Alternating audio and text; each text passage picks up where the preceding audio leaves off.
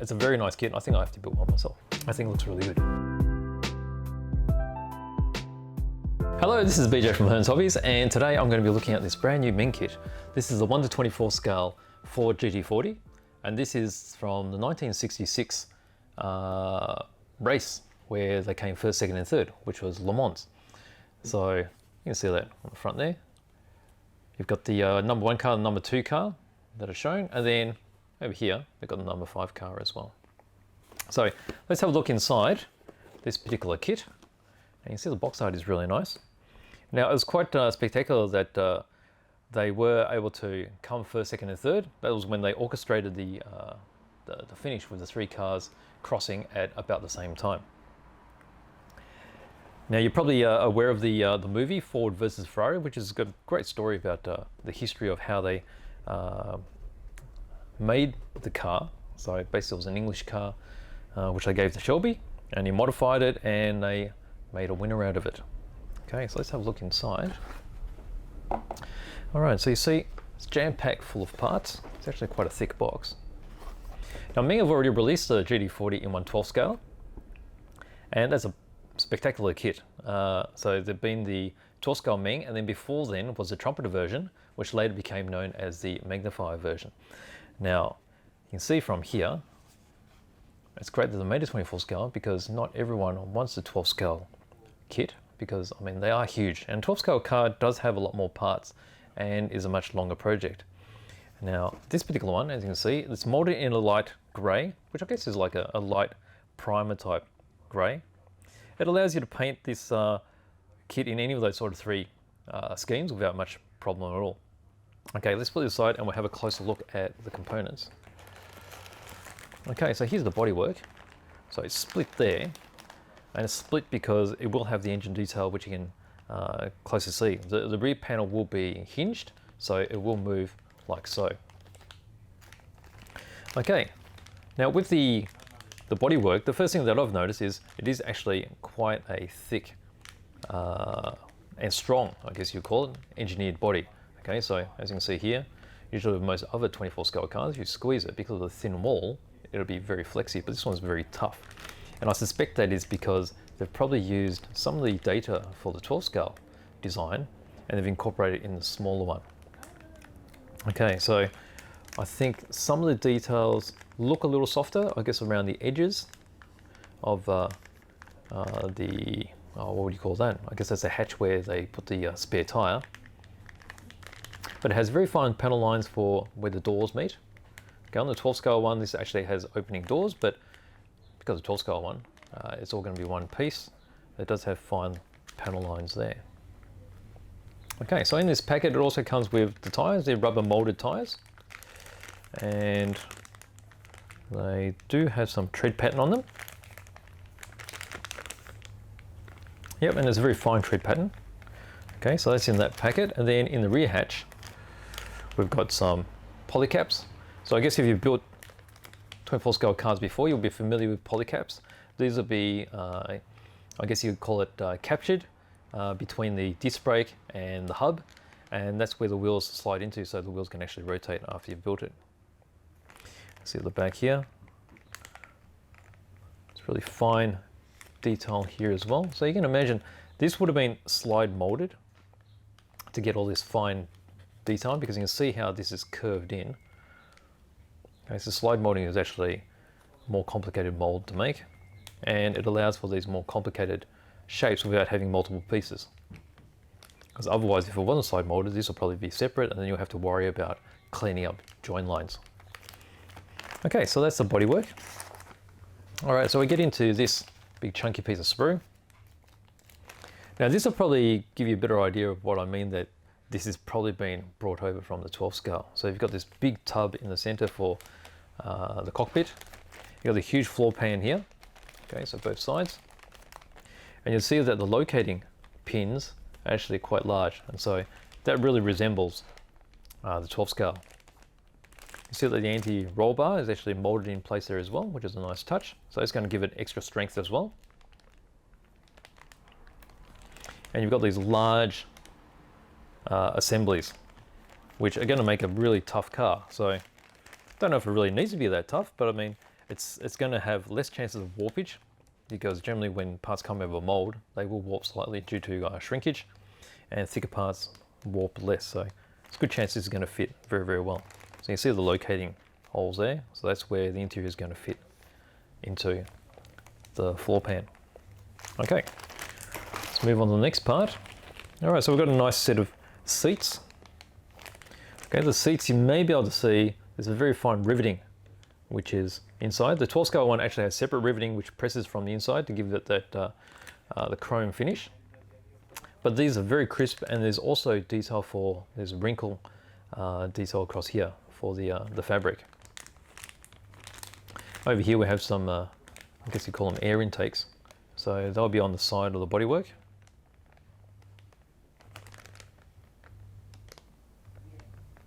Okay, they're very nice. Now we'll move on to the clear parts. All right, so we've got quite a large selection of clear. Now the windscreen, as you can see, I mean, obviously you have to look through the plastic bag as well, but I mean, it is very clear. The clarity is good. It's nothing worse than having a car with really thick, clear parts which distort what you're trying to see. So they're actually quite thin. Rear windscreen also quite thin, and then you got the side windows as well with the opening hatches to allow air inside. There's the covers for the front headlights. And then we've got a rear screen here, which separates the driver from the engine bay. And then various lenses, so you get your tail lights. There's also the intake, which is that big bucket here. All looks really clean. And you can see again that you can't pick up any flash at all. So that's good. All right, now we've got this big, massive sprue here, same size as the whole box. So we've got this is the front, I guess you call it the bonnet. This is what I called the hatch before. This is where the spare wheel would sit underneath. This I don't think will give you the spare wheel. This will be glued into place, but that's nice in that it's actually there. So you get this nice, strong panel line, because it is quite prominent when you look at the real car. You've got your dashboard. And there again, you can see how quite a lot of these parts are actually molded in sub-assemblies. So here you have the upper arms of the wishbones for the suspension, molded in with the shock absorbers. Helps to keep the build simple, because on most other cars, I guess particularly Tamiya type builds, the shock absorbers are always separate. This is going to make sure, particularly the rear end is going to be quite complicated. When it all gets put together, you're going to have it all straight and without any warp built into it. Now, if you're building cars with individual suspension components, you have to be very careful with that. Otherwise, it's going to not sit on a flat surface. These shocks over here are separate though, so they'll be. Actually, I'm not sure they'll be front end or what they are. There's some air ducts for the brakes. I think that's a partial shelf, and then you've got the. What do you call that? That's the sunshade for the cockpit. Steering wheel, pedals. Pedals are really nice. They've got really fine textured detail on them. And then we have more suspension components, windshield wiper, and then these are the sides for the front end. Okay. From there we have this final sprue of parts. So you have the wheels, molded. Wheels have really nice detail. So there's magnesium cast wheels. You have your engine, so you get your gearbox components here. The block, top of the head, exhaust components. So this was a mid-engined car, so it's sort of like the rear end. Got the intake trumpet here, and then suspension hubs. You got discs with calipers, again some more discs. So mainly engine components here. You got the sump, some of the heads there as well, and you've got cooling. I think. Did I see that? Yeah, they'll be here. All right, and you can see this part. This is where you've got the timing belts. And that's all molded in one, so it's really nice, sharp. All right, so there are all the plastic components. Now from there, got quite a large sheet of decals. It's actually quite, is it a couple of layers? No, it's just one very big sheet. And from here, you see all the different numbers. There's 1, 2, and 5. So you'll be able to do any one of the 3 cars that came first, second, and third at 1966 Le Mans. Okay, apart from that, on the back here, you'll see, let me just try and separate some of these things. Now there's a sheet of window masking. It's always helpful. This black section here is actually pre-cut material to simulate the seat belts. And then there's a sheet of photo etch, and this is for the rear, I guess you call it a rear grille. So that's at the very back, and then there's some seatbelt buckles as well. So quite a well equipped kit. Sort of simple on the construction side, the way it's designed, but when you have a closer look at how crisp all these parts are, it's going to give you a very, very nice model at the end. All right, so from there, we've got the manual. So the manual is really nice because I don't think I've come across full color manuals before. Okay, so at the front, it's just a standard description of tools you'll need. And then get into full color CAD style drawings. Okay, so over here, we've got A, B, or C. So they're the 3 different versions of the car that you could build. And you start off with doing the polycaps inside the disc brakes, building up the hubs, and then there's the interior.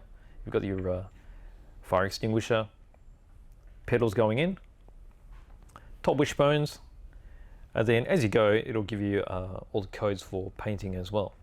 Okay, so here's the shock.